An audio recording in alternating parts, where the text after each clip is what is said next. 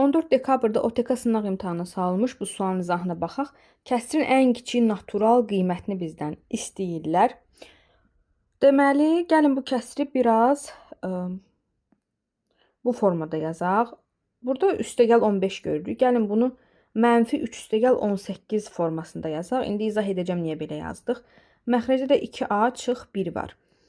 Daha sonra burada biz bunların ikisindən 3'ü ortaq vuruq kimi qarşıya çıxaraq, qalır 2a çıx 1. Ortaq vuruq çıxarmaq isə misalda verilən hər bir həddi çıxarılan ortaq vuruğa bölmək deməkdir. İndi burada biz surətdəki ifadələri məxrəcdəki ifadəyə bölüb yazacağıq. 3 vur 2a çıx 1 böl 2a çıx 1.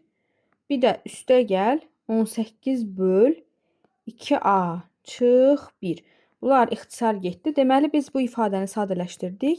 Nə aldıq? 3 üstə gəl 18 böl 2a çıx 1. Misalda deyir ki, a natural ədədi üçün ifadənin ən kiçik natural qiymətini tapaq.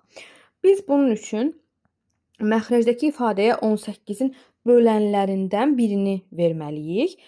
Burada da biz 18 neçəyə bölünür? Məsələn, 1-ə bölünür, 2-yə, 3-ə və s. bu qiymətləri verə bilərik.